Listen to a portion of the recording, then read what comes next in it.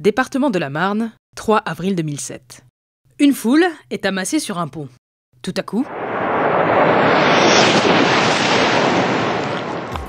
le TGV vient de passer à la vitesse de 574 km/h, ce qui en fait le train sur rail le plus rapide du monde. Il est français, et ce n'est sans doute pas un hasard. Car la France est l'un des pays du monde où l'on prend le plus le train. Chaque année, les trains français transportent plus d'1 milliard de passagers, ce qui place le réseau hexagonal en 6e position des réseaux les plus utilisés dans le monde, derrière des géants comme la Chine, l'Inde ou le Japon. En somme, la France est le pays du train. Mais comment en est-elle arrivée là? Pour le comprendre, il faut revenir 200 ans en arrière. Au début du 19e siècle, la France est un pays très rural. Les 3/4 des Français vivent et travaillent à la campagne. D'une région à l'autre, ils ne se comprennent pas, car tout le monde parle une langue régionale et le français reste minoritaire. On ne vit même pas à la même heure, car l'heure solaire est la règle. Ainsi, quand il était midi à Strasbourg, il était encore 11h10 à Brest. Le manque de voies et de moyens de communication isolait les campagnes. Avant le chemin de fer, savez-vous qu'il y avait des famines en France, par exemple dans telle province, alors que dans la province voisine, il y avait du blé en trop. On ne pouvait pas transporter, il n'y avait pas de moyens de transport. Donc il y avait des famines qui se propageaient encore peu avant la Révolution. Dans ce contexte, les idées d'un homme vont faire mouche. Celle du comte de Saint-Simon, philosophe et économiste. Pour lui, le progrès social découlera de l'essor des sciences et de l'industrie. Le chemin de fer est l'illustration même de cette pensée saint-simonienne qui est le bonheur par l'industrie, la paix par le commerce. Et cette doctrine est très suivie, par exemple, par les grands banquiers de l'époque. Isaac et Émile Pereire, qui sont 2 grands banquiers d'origine portugaise, créent le réseau du Midi, créent le réseau du Sud-Ouest et aussi d'ailleurs participent à celui du Nord, les lignes de Versailles. Et très vite, le gouvernement comprend tout l'intérêt économique et politique du chemin de fer. C'est l'État qui autorise l'ouverture de telle ou telle ligne et qui finance les travaux d'infrastructure, les ponts, les tunnels, tout ce qui coûte cher. Ensuite, la compagnie privée exploite et doit reverser à l'État les bénéfices, s'il y en a. L'effet du développement du chemin de fer est immédiat, en particulier sur le commerce, celui du vin par exemple. Le vin n'existait pas ailleurs que dans la région viticole.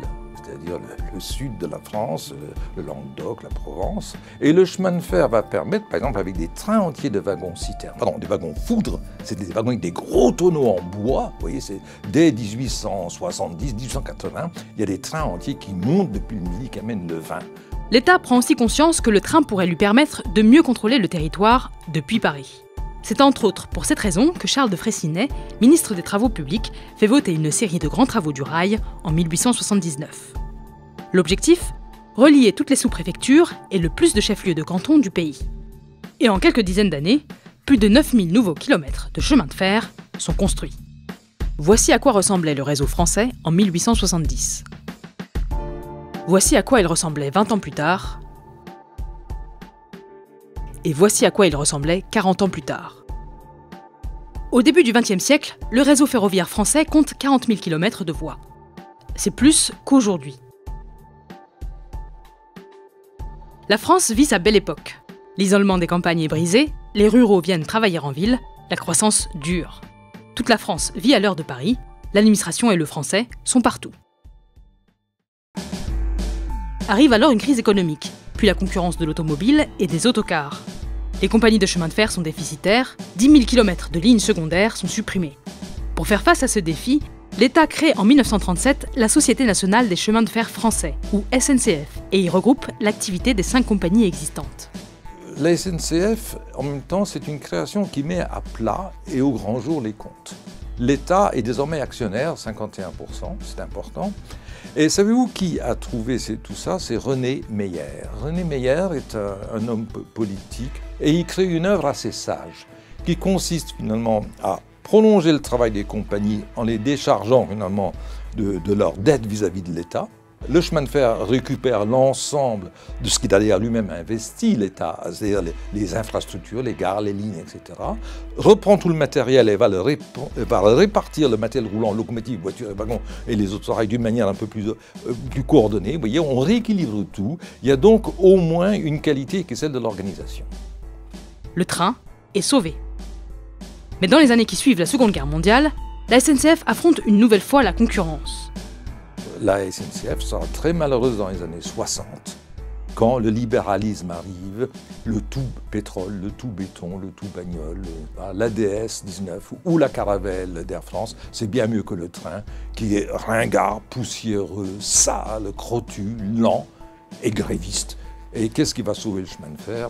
Il faut bien le dire, en France, c'est le TGV. C'est une poignée d'ingénieurs épris de vitesse qui ont envie de jouer au train électrique, de se faire un beau train du tonnerre de Dieu qui va battre tous les records. Ils ont fait un essai en 1955 à 331 km/h dans les Landes. Ça a marché, ça a prouvé que le train pouvait aller vite. Ça va sauver le chemin de fer en France aussi. Ça redonne une image de marque avec l'aide d'ailleurs de nos excellents amis, les pays pétroliers, qui quadruplent le prix du baril en 1973. Mais le train, lui, il n'a pas besoin de pétrole. Il y a la houille blanche, l'énergie électrique, qui a été décidée par le général de Gaulle, vous savez, au lendemain de la Seconde Guerre mondiale. Et le chemin de fer est consommateur d'énergie nationale. Il abandonne le charbon pour l'électricité. Aujourd'hui, 10 lignes de TGV sont en service et d'autres sont planifiées. Le TGV s'est exporté en Espagne, en Italie et en Corée du Sud. Il a même décroché un premier contrat aux États-Unis en 2016 pour relier Boston à Washington. Et c'est aussi toujours le train sur rail le plus rapide du monde.